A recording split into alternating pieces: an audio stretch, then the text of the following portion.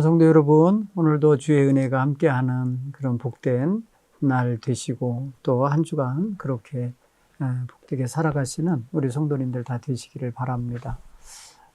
가을의 문턱에 이르렀기 때문에 환절기 같은 느낌이 확실히 들죠.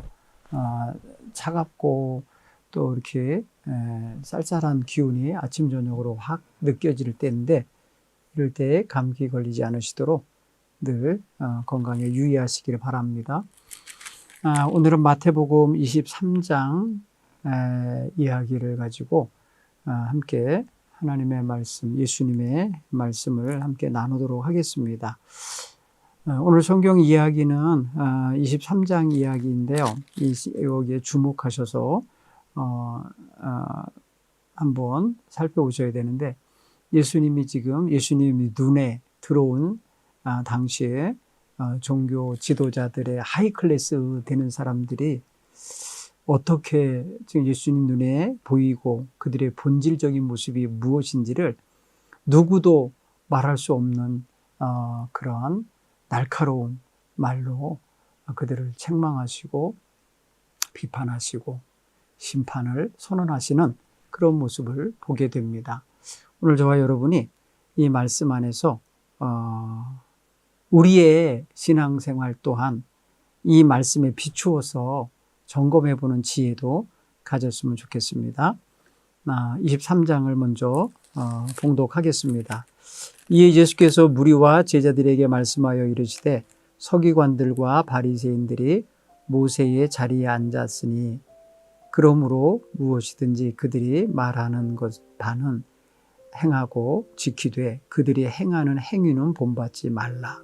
그들은 말만 하고 행하지 아니하며 또 무거운 짐을 묻고 사람의 어깨에 지우되 자기는 이것을 한 손가락으로도 움직이려 하지 아니하며 그들의 모든 행위를 사람에게 보이고자 하나니 곧 그 경문띠를 넓게 하여 옷수를 길게 하고 잔치의 윗자리와 회당의 높은 자리와 시장에서 문안받는 것과 사람에게 랍비라 칭함을 받는 것을 좋아하느니라.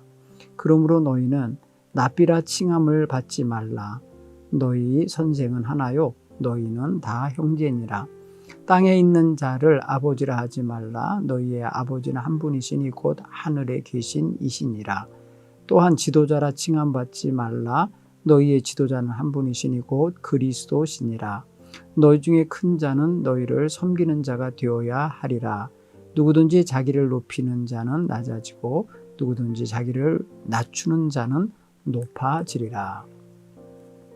화 있을진저 외식하는 서기관들과 바리새인들이여, 너희는 천국문을 사람들 앞에서 닫고 너희도 들어가지 않고 들어가려 하는 자도 들어가지 못하게 하는도다. 화 있을진저 외식하는 서기관들과 바리새인들이여, 너희는 교인 한 사람을 얻기 위하여 바다와 육지를 두루 다니다가 생기면 너희보다 100배나 더 지옥 자식이 되게 하는도다. 화 있을진저 눈먼 인도자여, 너희가 말하되 누구든지 성전에서 맹세하면 아무 일이 없거니와 성전에 금으로 맹세하면 지킬지라 하는도다. 어리석은 맹인들이여, 어느 것이 크냐? 그 금이냐? 그 금을 거룩하게 하는 성전이냐?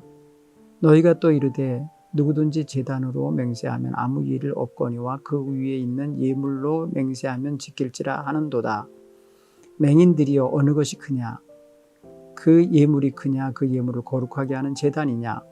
그러므로 제단으로 맹세하는 자는 제단과 그 위에 있는 모든 것으로 맹세하며, 또 성전으로 맹세하는 자는 성전과 그 안에 계신 이로 맹세하며, 또 하늘로 맹세하는 자는 하나님의 보좌와 그 위에 앉으신 이로 맹세함이니라.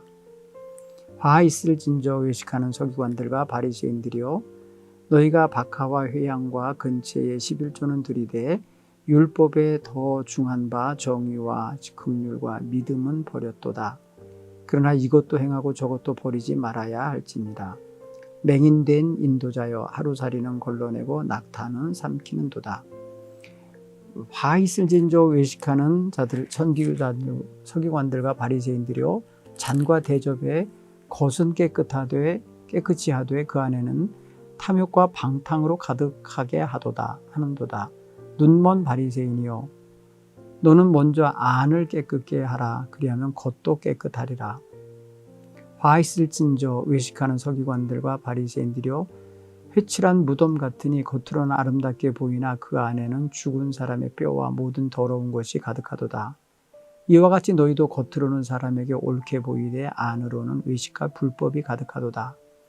화 있을진저 외식하는 서기관들과 바리새인들이여, 너희는 선지자들의 무덤을 만들고 의인들의 비석을 꾸미며 이르되, 만일 우리가 조상 때에 있었더라면 우리는 그들이 선지자의 피를 흘리는 데 참여하지 아니하였으리라 하니, 그러면 너희가 선지자를 죽인 자의 자손임을 스스로 증명함이로다. 너희가 너희 조상의 분량을 채우라. 뱀들아, 독사의 새끼들아, 너희가 어떻게 지옥의 판결을 피하겠느냐. 그러므로 내가 너희에게 선지자들과 지혜 있는 자들과 서기관들을 보내매, 너희가 그 중에서 더러는 죽이거나 십자가에 못 박고, 그 중에서 더러는 너희 회당에서 책찍질하고 이 동네에서 저 동네로 따라다니며 박해하리라. 그러므로 의인 아벨의 피로부터 성전과 제단 사이에서 너희가 죽인 바게라의 아들 바라갸의 아들 사가랴의 피까지 땅 위에서 흘린 의로운 피가 다 너희에게 돌아가리라. 내가 진실로 너희에게 이르노니 이것이 다 이 세대에 돌아가리라. 예루살렘아, 예루살렘아, 선지자들을 죽이고 네게 파송한 자들을 돌로 치는 자여, 암탉이 그 새끼를 날개 아래 모음과 같이 내가 네 자녀들을 모으려 한 일이 몇 번이더냐. 그러나 너희가 원하지 아니하였도다. 보라, 너희 집이 황폐하여 버려진 바 되리라. 내가 너희에게 이르노니 이제부터 너희는 찬송하리로다. 찬송하리로다. 주의 이름으로 오시는 이여 할 때까지 나를 보지 못하리라 하시니라. 아멘. 여러분, 마태복음 23장은 예수님께서 예루살렘 성전에 들어오셔서 한 이야기예요. 그러니까 어떻게 보면은 성전의 주된 리더 그룹인 바리새인들, 서기관들은 거기 마치 터줏대감 같이 활동하는 자기들의 활동 무대예요. 근데 예수님과 그 일행은 사실은 객과 같이 멀리서 저 이방 땅과 접한 갈릴리 땅에서 살아가다가 유월절 행사 때문에 올라온 그런 시골 사람들이에요. 그리고 당시에 바리새인이나 서기관들을 향해서 누가 감히 이렇게 엄중한 선언을 하며 심판을 예고하겠습니까? 어느 누구도 그렇게 거의 독설에 가까울 만큼 아주 날카롭고 뾰족한, 그리고 아주 해머같이 아주 커다란 그런 해머같이 강력한 힘을 가진 말로 그들의 잘잘못, 곧 그들의 외식하는 모습, 눈먼 자 같은 자의 모습, 그런가 하면은 정말 독사의 자식들 같이 간사하게 사는 모습들을 지적하겠어요. 오늘 예수님께서 이 말씀은 당시 종교 지도자들에겐 상당히 귀에 거슬리는 말이었을 거예요. 그리고 상당히 그들을 자극하는 말이었을 거고, 그들에게 너무나도 치명적인 치명타를 가하는 그러한 말씀이었던 거예요.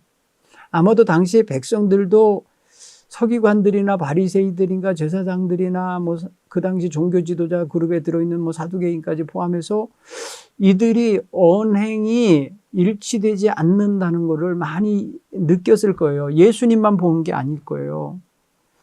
그런데 직설적으로 이렇게 말하는 사람이 없었지만 예수님은 이것을 그냥 간과하고 지나칠 수가 없었던 거예요. 그래서 성전에서 장사하는 자들을 두둔하고 그들을 허용하였던 그 무리들에 대해서도 심한 책찍질과 함께 꾸지람을 내리셨듯이, 오늘 그 모든 예루살렘 공동체를 주도하며 이끌어갔던 종교 지도자들의 그 앞뒤 다른, 속과 겉이 다른 외식하는 모습을 그냥 차마 보고 계시지 않았던 거예요. 사실 이것은 예수님이 유월절 행사가 이제 며칠 안 남은 지점에서 얘기한 거기 때문에 상당히 당시 지도자들에게는 아주 시각적으로나 청각적으로 아주 예민한 반응을 일으키게 하기에 충분했어요. 오늘 성경 본문의 말씀에 보면은 예수님께서 무리와 제자들에게 말씀하여 이르시되 이렇게 표현했어요.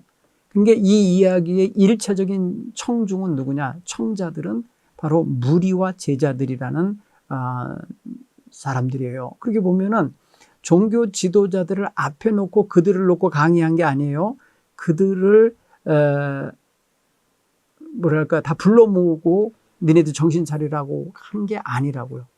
오늘 말씀은 백성들에게 한 거예요. 자, 생각해 보세요. 종교 지도자들 입장에서 백성들에게 자기들의 잘잘못을 비판적으로 소위 말해서 까는 거죠. 말로. 이렇게 할 때에 듣기 좋아할 지도자가 어디 있겠어요? 그리고 상당히 백성들이 이제 거기에 부안해동하여서 자기들에게 그동안에 보내줬던 존경과 신뢰를 거둘 수도 있는 일이잖아요. 그러면 굉장히 이게 예민한 문제가 되는 거예요. 그래서 지금 예수님께서 하시는 말씀이 금방 저들의 우두머리들에게 보고가 됐을 거라는 생각이 들어요. 그래서 오늘 어떻게 면에서 보면 이게 이제 그들 기득권자들에게, 종교 기득권자들에게는 백성들을 선동하고 있는 저 시골 출신의 랍비의 모습으로 보일 수도 있는 거예요. 그러니까 눈에 가시 같은 짓을 하고 있는 것으로 보일 수도 있는 장면이라고요. 근데 예수님께서는 지금 누구를 의식하고 누구에게 뭐 인기를 얻으려고 아니면은 자기의 어떤 그 권위와 이거를 부각시키려고 하시는 게 아니에요.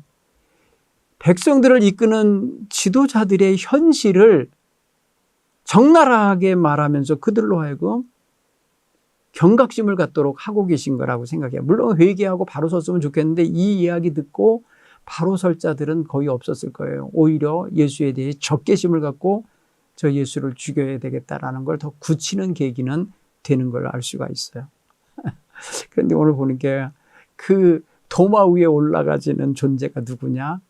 서기관들과 바리새인들이에요. 서기관들은요, 바리새인 중에서도 나올 수 있고 사두개인 중에서도 나올 수 있는데 율법 교사들이에요. 율법 학자들이에요.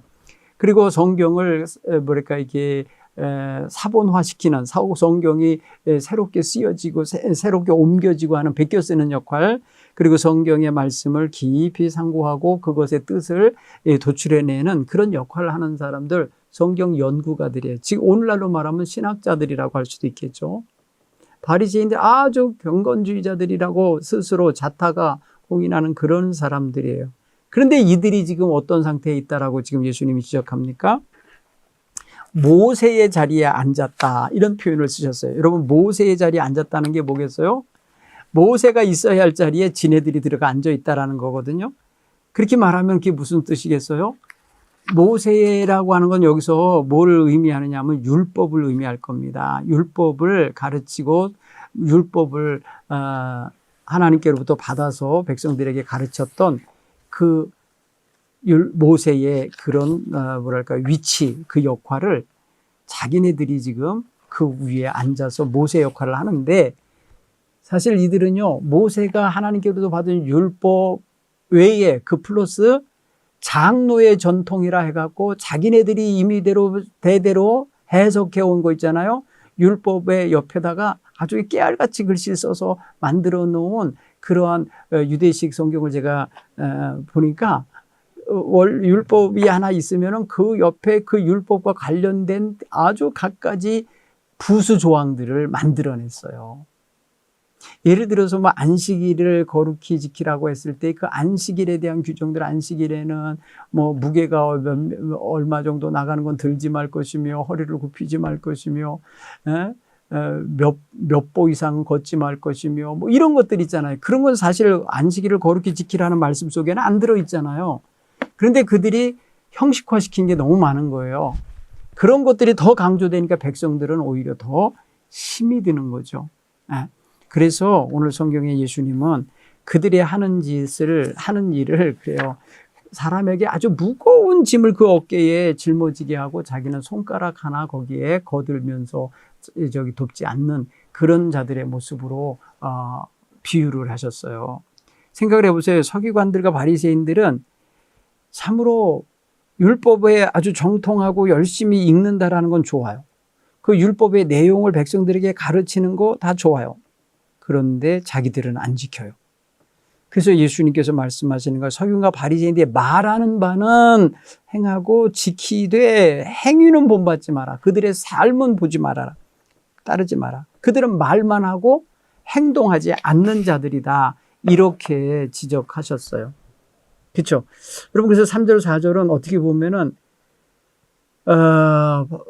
바리새인들이 말과 행동이 다르다. 따로따로다. 말 따로 행동 따로였다라는 거를 지금 우회적으로 이렇게 비유적으로 말씀을 하신 거예요.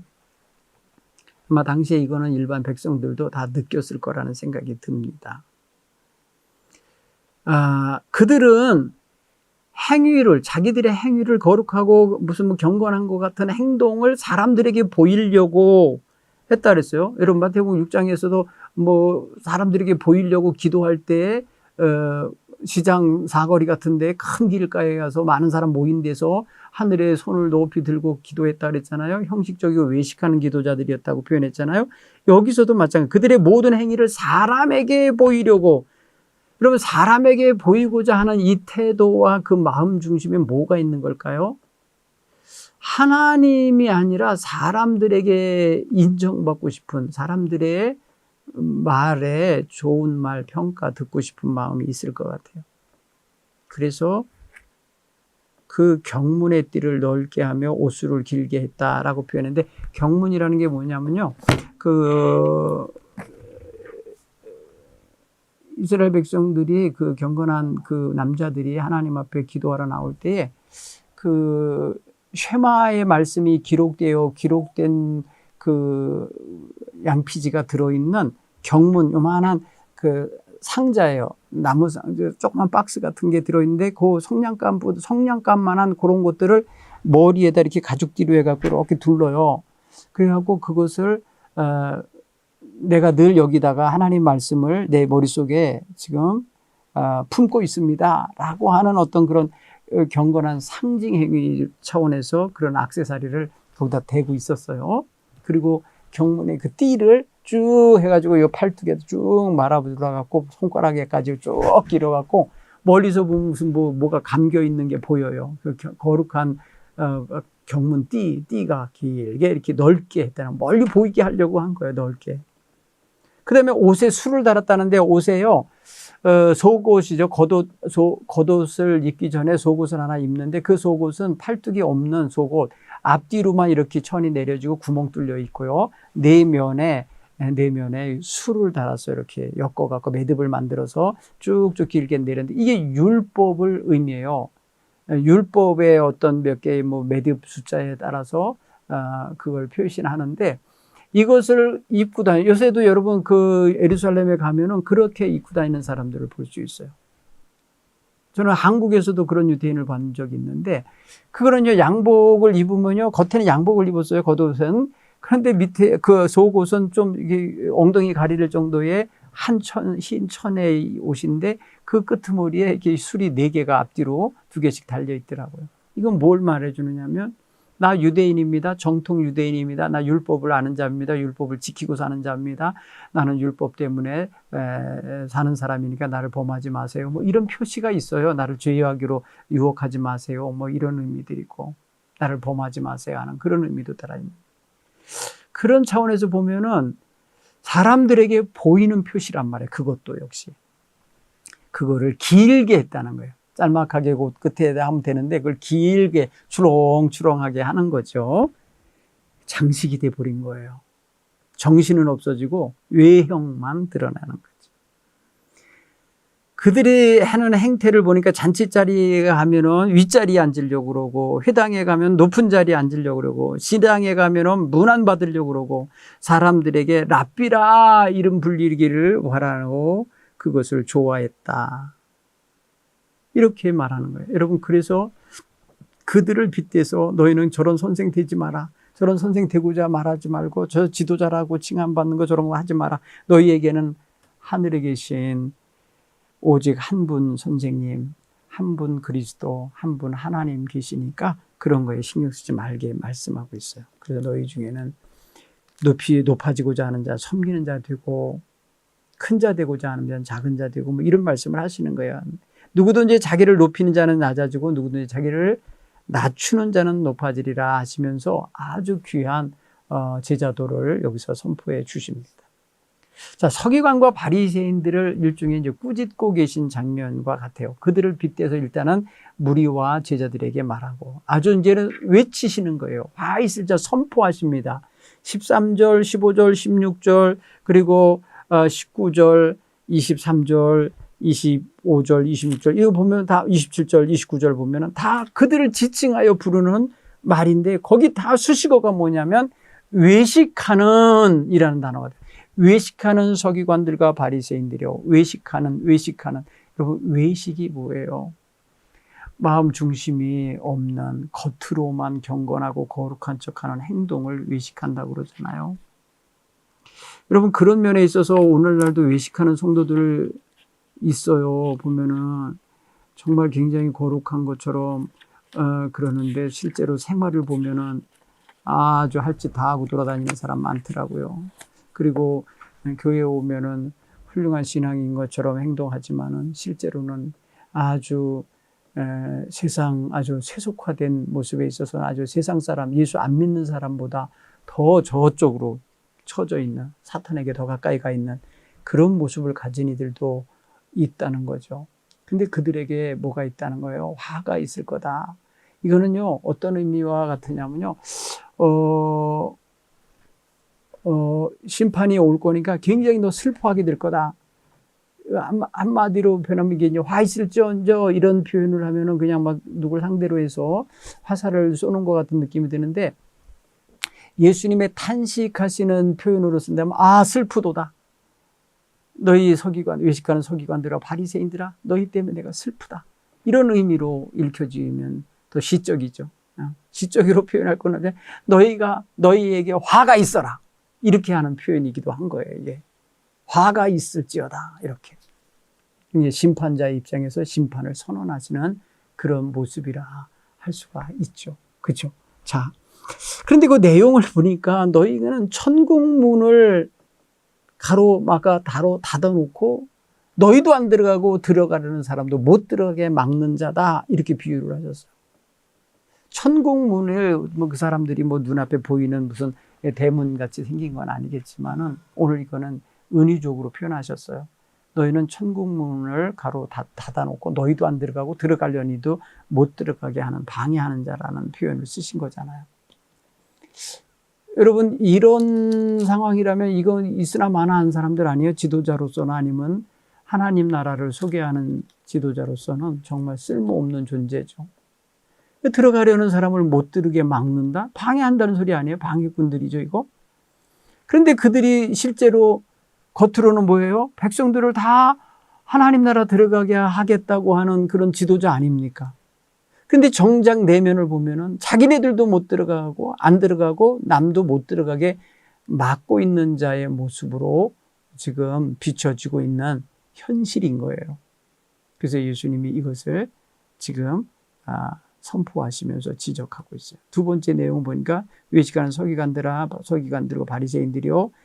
너희는 교인 하나 얻으려고 애써서 얻어놓으면 너희보다 배나 더 마귀 자식이 되게 한다. 지옥 자식이 되게 하고 있다. 이 말은 뭐예요?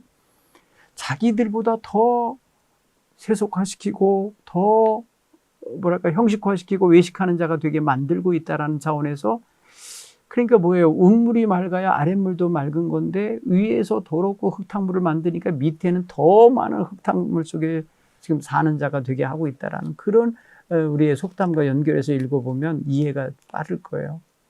지도자들이 타락하면 백성들은요. 타락하는 줄 모르고 따라가게 되거든요. 그게 타락의 길인 줄 모르고 그래서 막 극에 다르게 달려갈 수 있어요. 그러니까 더 지옥 자식이 되게 할 수 있어요. 이거 경계해야 되는 부분이에요. 그렇죠? 그런가 하면은 지금 화이슨 저 눈먼 인도자요라고 표현해서 눈먼 인도자. 눈먼 인도자라고 하는 표현 16절, 그 다음에 17절에 어리석은 맹인들이요 라고 표현했고 19절 그냥 맹인들이요 라고 표현을 했어요. 이건 뭐냐면 여러분, 제가 일본 판화로 만든 그림을 한번, 조그마한 그림을 한번 본 적이 있는데 참 인상 깊었어요. 그 그림 내용이 어떤 거냐면, 그 판화에 나와 있는 이 그림의 모습이 뭐냐면, 맹인들이 한 대여섯 명이 서로 손에 손잡고 지팡이에 지팡이를 잡고 가는 거예요.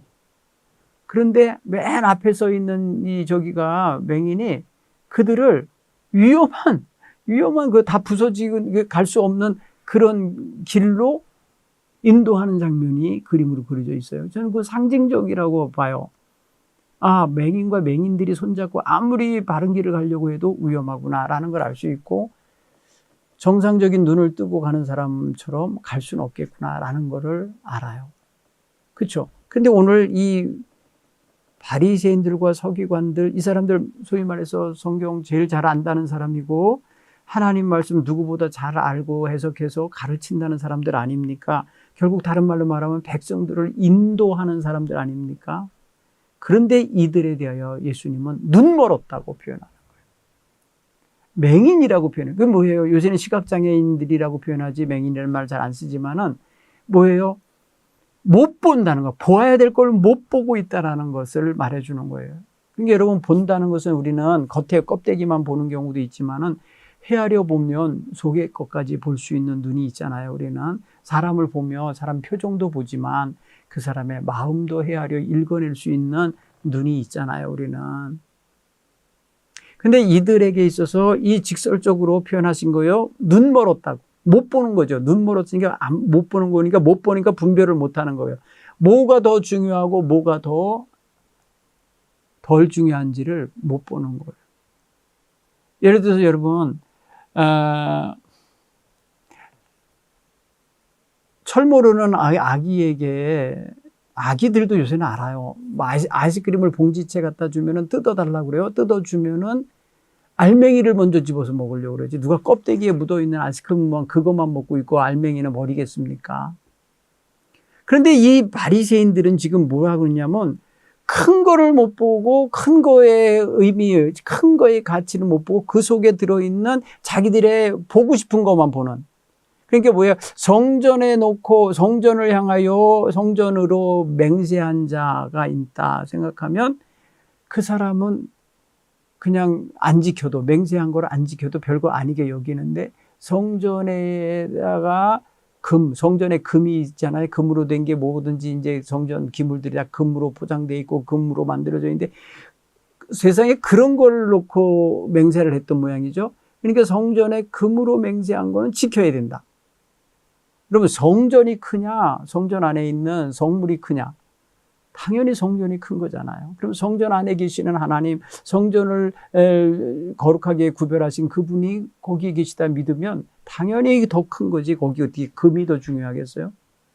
자, 예를 들어 제단에 놓은 제단에다가, 제단이라는 게 있잖아요. 예배당에, 저기 성전에 가면은 그 제단에 대하여 맹세한 거하고 제단 위에 있는 예물, 제물로에 맹세한 거하고 봤을 때 제단에다 맹세한 건 안 지켜도 또 뭐랄까요, 이렇게 무시해도 상관이 없다고 하고, 예물에 대하여 맹세한 건 반드시 갚아야 되고 지켜야 된다. 이런 식으로 얘기를 하고 있는 거예요. 보통 우리가 하늘에 두고 내가 맹세한다 라고 할 때 그 하늘을 두고 맹세한다는 게 뭘 의미하는 거예요? 하나님을 믿는 사람들, 하늘에 심판이 있는 심판자가에게, 심판자 앞에서 내가 말하는 게 사실이다, 내가 말하는 맹세가 이게 진정한 거다, 이거를 의미할 때에 하늘에 두고 맹세한다 이런 표현 쓰잖아요. 자기의 맹세가 정말 확실하다라는 걸 증명하기 위해서. 근데 그러면 그거는 누구에게 맹세한 거냐? 하늘 보좌에 계신 하나님께 맹세한 것이니까 소중한 거란 말이에요. 그걸 지켜야 되는 거예요. 근데 이 맹인들은 눈에 보이는 황금, 눈에 보이는 예물, 이런 거에 대하여 맹세한 것은 거룩하다, 그러니까 지켜라, 이렇게 요구했다는 거예요. 생각해 보면은 실리적인 맹세의 산물을 원한 거라고 저는 봐져요. 예수님이 이런 걸 더 중요한 게 뭐고 더 근본적인 게 뭔가를 못 보고 가르치는 저들을 맹인이라고 말하는 거예요. 맹인이 맹인을 인도하면 다 위험에 처하고 구렁텅이에 빠지게 되는데 지금 그 형국인 거예요. 자, 23절에도 화 있은저 외식하는 서기관들과 바리새인들이여 너희가 박하와 회양과 근처의 11조는 들이되 율법이 더 중하게 여기는 것 정의와 긍휼과 믿음은 버렸도다. 여러분 정의와 긍휼과 믿음이 우리의 어떤 예물이나 어떤 11조보다 더 근본적인 거 아니겠어요? 여러분 11조를 많이 드리기 위해서 온갖 잡지를 다 한다. 악한 짓도 막 하고 남에게 눈물 흘리게 만들고 사기치고 거짓으로 말하고. 여러분 이렇게 해서 11조를 드리는 게 중요하냐? 11조라고 하는 그 물질 그것이 만들어지기까지 내 삶이 정의롭고 내 삶이 사랑이 넘치고 내 삶이 하나님을 믿고 의지하는 그런 범사에 감사하는 믿음이 더 중요하냐?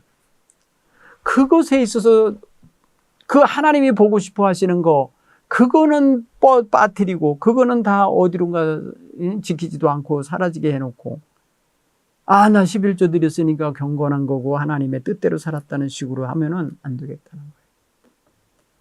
여러분 보세요. 오늘날 11조 하는 사람들 보면은 믿음과 정성을 다해서 고백과 함께 드리는 사람이 있는가 하면 아예 잘라 먹어요. 온전한 11조를 안 하는 사람도 많아요. 다 보면 알죠. 말을 안 해서 그렇지. 그런가 하면 아예 안 드려요. 몇 년치를 봐도 안 드리는 사람도 많아요. 그렇게 보면 이게 뭐예요? 믿음으로 인도라 하면서 하여도 11조가 없으니까 또 문제가 돼. 그러니까 예수님은 뭐예요? 이것도 행하고 저것도 버리지 말아야 할지니라 라고 말씀하시잖아요. 오늘 여기서 우리의 모습을 보게 되는 게 아닌가 싶어요. 또 25절 보세요. 외식하는 서기관들과 바리새인들이여 잔과 대접에 겉은 깨끗하게 하되 그 안에는 탐욕과 방탕으로 가득 담았다. 가득하게 했도다. 이게 얼마나 또 이율배반적인 거예요. 여러분 잔과 대접도 역시 사람을 비유한 겁니다. 은유적으로 표현한 거겠죠. 비유적으로 표현했을 때 그 속에 뭘 담았느냐도 중요한데 지금 겉도 이 그릇이라고 하는 것에 겉과 속도 깨끗해야 되는데 그것에 담는 내용도 하나님은 보고 계신 거죠.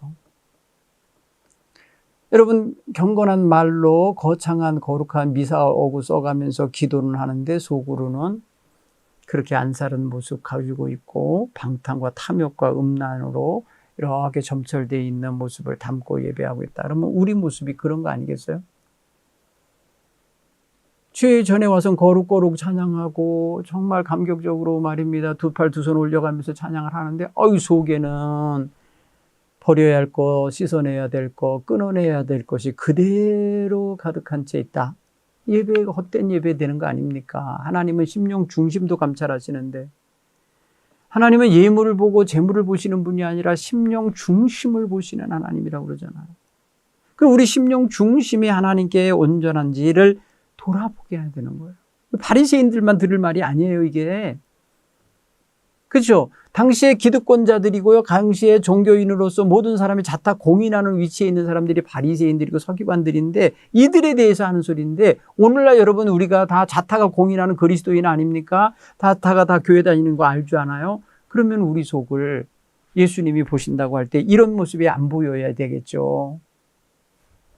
겉과 속이 일치해야 되겠죠. 자, 27절에 보세요. 화신을 외식하는 서기관들과 바리새인들여 너희 회칠한 무덤 같으니 하면서 지금 표현하는 거예요. 회칠한 무덤. 여러분 이스라엘 백성들의 무덤을 가서 보니까요. 그냥 이렇게 회를 발라놨더라고요. 이렇게. 그래서 멀리서도 저기 무덤들이 모여 있는 데구나 알 수가 있어요. 조그만 상자 같은 이렇게 돼 있는데요. 이렇게. 그리고 그 위에를 다 회로다가 발랐어요. 비 들어가지 말라고, 벌레 들어가지 말라고. 이런 거겠죠. 그 다음에 문이 있어요, 앞에. 이렇게 간 집어 넣는, 시체를 이렇게 넣는 거겠죠. 물론 굴에 있는 무덤 같은 데나 그런 데는 다 돌뚜껑으로 이렇게 해놨습니다만은, 노지에, 일반 공동 묘지에 있는 무덤들은 회로 칠해서 이렇게 해놨어요. 그런데 그 회칠을 아무리 아름답게 해놨어도 그게 무덤 아니에요. 무덤이면 그 속에 뭐가 있어요? 시체가 있는 거 아니에요? 썩어가는 시체가 있는 거 아니에요?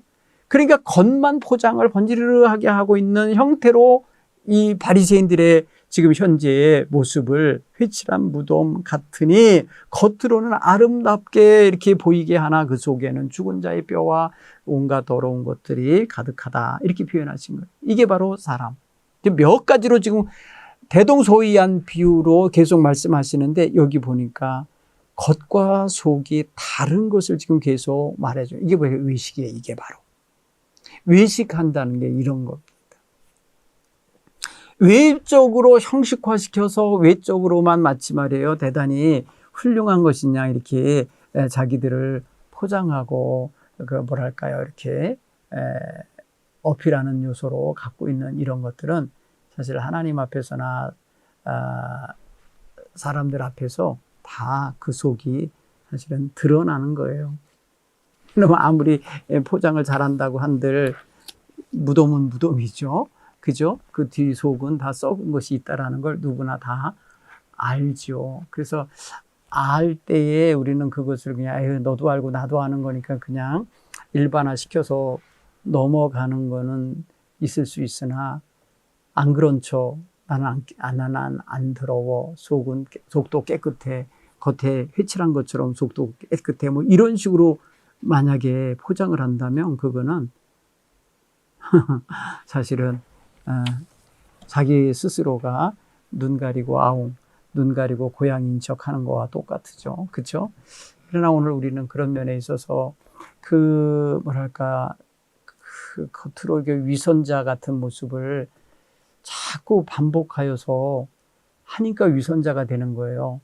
한 번 그렇다 그러면 실수한 거죠. 그죠? 그런데 이게 왜 위선적이고 외식하는 생활이 됐나? 반복했기 때문에 그래요. 계속해서 그렇게 살고 있기 때문에 이 위선적인 삶의 행태가 아예 고착화되어 버린 거예요. 그래서 이것이 바로 자신들의 뭐랄까요 모습을 이렇게 형성했다 그럴까요? 드러나게 한 거예요. 예수님은 이것을 모처럼 예루살렘에 왔기 때문에 보아서 발견한 게 아니에요. 예루살렘 사는 사람들은 늘 가까이에서 보니까 더 잘 보였을 거예요. 그런데 말 못한 거예요. 왜? 그들에게 밉보였다가는 그 공동체에서 쫓겨날 수도 있고 핍박을 당할 수도 있고 곤란을 겪을 수도 있겠죠. 그러니까 예수님은 가리지 않았어요. 이거 그냥 두면 안 되겠다 싶으시니까 지금 예수님은 십자가에 달려 돌아가시기 직전에 이와 같은 아주 날선 검같이 예리한 말씀으로 이 백성들에게 경각심을 주고 당시 지도자들을 질타하신 거예요.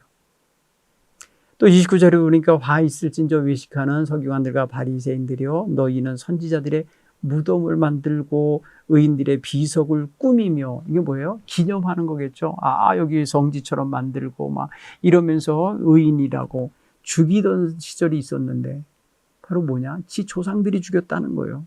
그러면서 말하기를 만일 우리가 우리 조상들 때에 있었더라면 우리는 그들의 그 선지자 피 흘리는 데에는 참여하지 않았을 거다. 이렇게 말하면서 지금 조상들보다 낫다고 조상들의 그런 죄는 우리가 안 짓고 있어서 마치 다행인 것처럼 얘기를 한다는 거예요. 그러나 예수님은 거기서도 한마디 하세요. 그래 그들이 네 조상이라는 말 너희들이 스스로 증언한 거다. 증명했구나. 그러나 너희들 조상들의 분량을 너희도 채워라. 이렇게 말하시는 건 뭐예요? 조상들이 한 죄를 너희도 계속해서 짓는 거를 지금 지적하고 계신 거죠. 그래도 듣기 굉장히 불편한 욕을 하십니다. 여러분 예수님이 이런 욕을 하셨다고요. 뱀들아 독사의 새끼들아 너희가 어떻게 지옥의 판결을 피하겠느냐. 이 말은 뭐예요? 역설적으로 표현하신 거예요. 피할 수 없다는 거예요. 너희가 이 독사의 자식들아 어떻게 너희들의 지옥 심판을 피할 수 있겠냐. 피하지 못하고 너희에게 돌아가리라.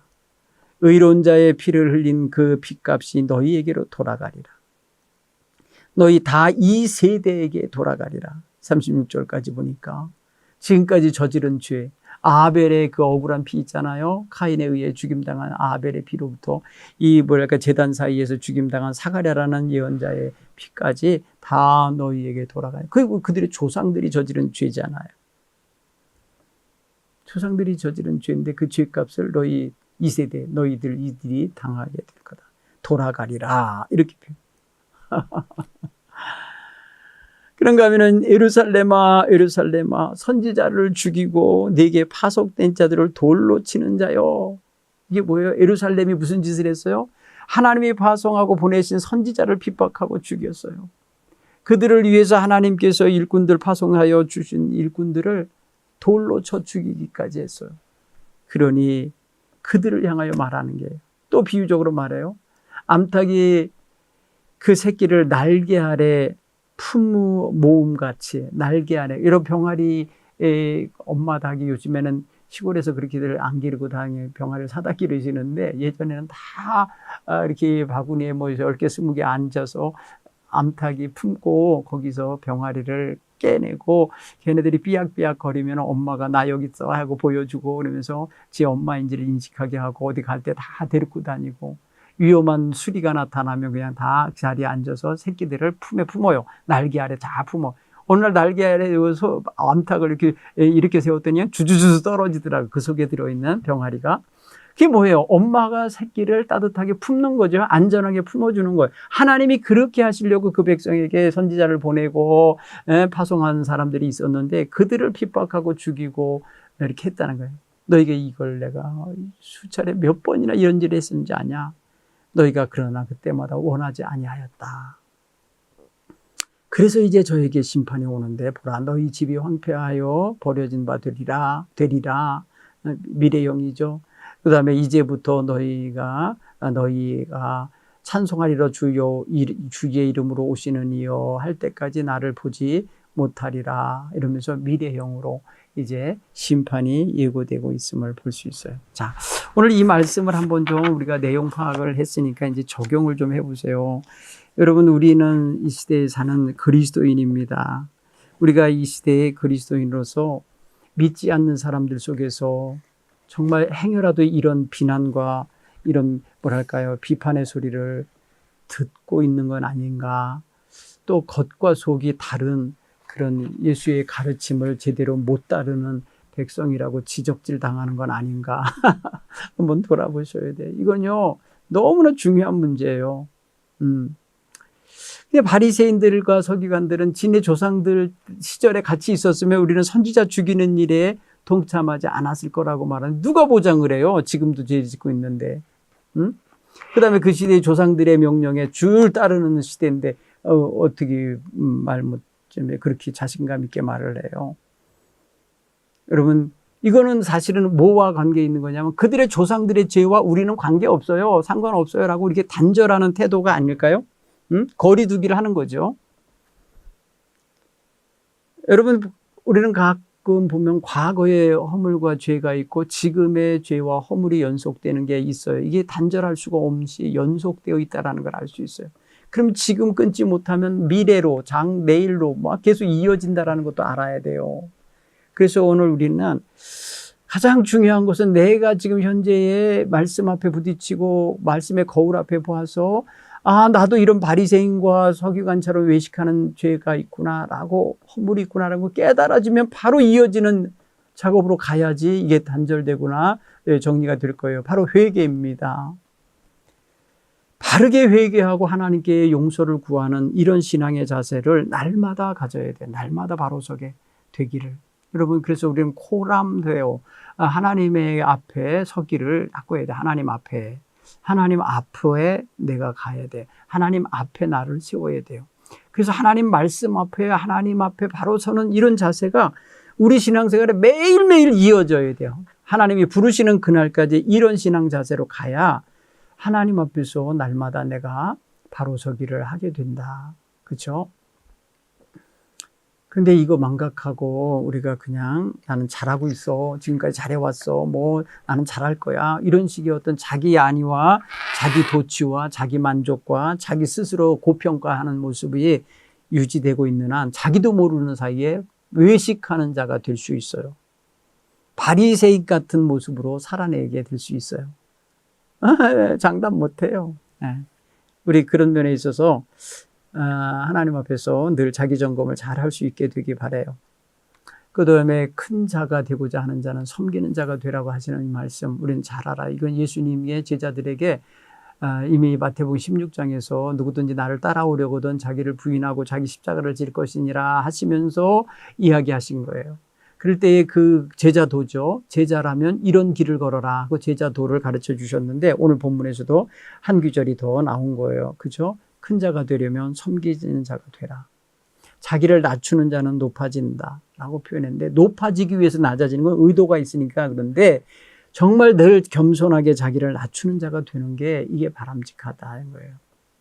그런 사람이 교회의 일꾼이 되어야 하고 그런 사람이 지도력을 발휘하는 그런 교회가 건강하고 따뜻하고 아름다운 교회가 되리라 믿습니다. 여러분도 아마 지금까지 살아오면서 믿음의 선배나 존경할 만한 그런 믿음의 어른이 같다면 그분의 특징 중에 하나가 이런 게 있을 거예요. 겸손히 낮아지면서 섬기는 특징이 있으셨을 거예요. 그렇기 때문에 여러분 마음에 회기 그어지고 저분처럼 됐으면 좋겠다 이런 존경하는 마음이 들지 않았을까 싶어요. 그죠? 그런 면에 있어서 리더들은요, 이제 교회의 리더들은 성도들이 짊어진 무거운 짐을 자신이 함께 나누어지는 자세가 있어야 이게 예수님이 원하시는 일이고, 그리고 또 이 리더들의 눈에는 사람들의 인기나 존경을 받으려고 하는 것보다 은밀한 중에 섬기고 은밀한 중에 보시는 하나님 앞에 합당하게 서려고 하는데 초점을 모아야 돼요. 그리고 또 리더들은요, 무슨 이렇게 가르치고, 이 목사처럼 말하고, 말 얼마나 많이 해요. 더 중요한 건 뭐냐면, 삶으로 살아내야 되는 거예요. 그래서 목사들 이렇게 조심해야 되는 게 많아요. 가르치는 사람일수록. 그래서 말씀하신 대로 삶의 가르침을 몸소 실천하는 게 중요하다. 그 다음에 성도들을 높낮이로 평가하면 안 된다. 형제 자매로 대해야 된다. 이 중요한 교훈이에요. 누가 높고 누가 낮고 누구는 스승이고 누구는 제자고 이런 관계가 아니라 하나님의 형제 자매요 라는 자세를 갖고 해야 돼요. 그래야 섬길 수가 있어요. 아무튼 섬기는 리더십, 서번트 리더십은 이 시대에 너무나 중요한 크리스천의 덕목이다. 이렇게 여기시면서 살아가셨으면 좋겠어요. 그 다음에 여러분, 서기관과 바리새인들은 겉은 깨끗하고 아름답게 치장할 줄을 아는데 속은 돌아볼 줄 모르는 이게 이런 모습이 있다. 이게 뭐예요? 굉장히 아둔한 거예요, 사실은. 여러분 겉모습은 다 치장 잘하고 돌아다녀요. 근데 집에 가보면 엉망인 사람이 있어요. 집 정리 안 된 사람들. 그냥 질서 없어요. 어디서 그 옷을 찾아 입었는지 모를 정도로 그냥 엉망인 거예요. 청소도 안 돼 있고 냄새 나고 혼란해요. 누가 찾아가는 걸 그래서 싫어하는 사람들 있어요.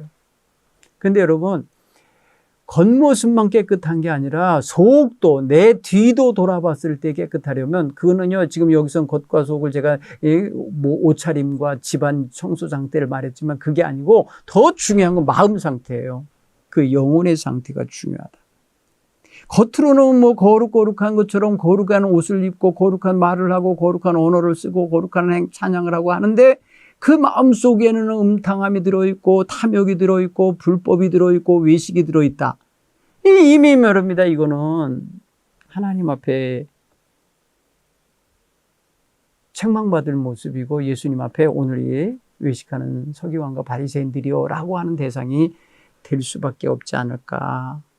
사실 우리는 굉장히 우리 자신을 아주 명쾌하게 볼 수 있는 이런 객관적인 눈이 필요해요.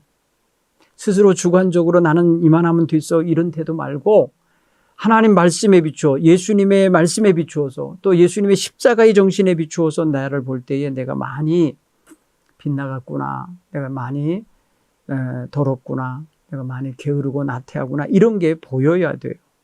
그래야 고쳐지고 그래야 칭찬받고 사랑받는 그런 믿음의 길로 성장해 가지 않겠어요. 그죠? 오늘 이 말씀을 함께 묵상하시면서 우린 좀 더 나를 많이 이렇게 부각시켜서 자랑하려고 하기보다 겸손하게 살피는 자세가 필요해요.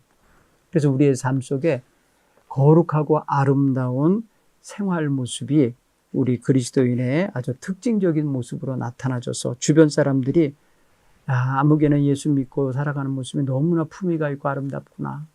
이렇게 그 모습을 보니까 어디 하나 흠잡을 데가 없네.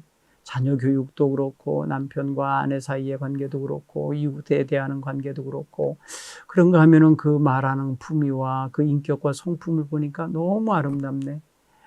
이렇게 인정받고 사랑받는 이런 성도들이 되시기를 바랍니다. 저도 그렇고 여러분도 그렇고 그걸 숙제로 삼으면서 남은 세월 살아가셨으면 좋겠습니다. 오늘 이 말씀 23장 다시 한번 읽어보시고 이 한 주간 아름답게 살아내시길 간절히 바랍니다. 고맙습니다.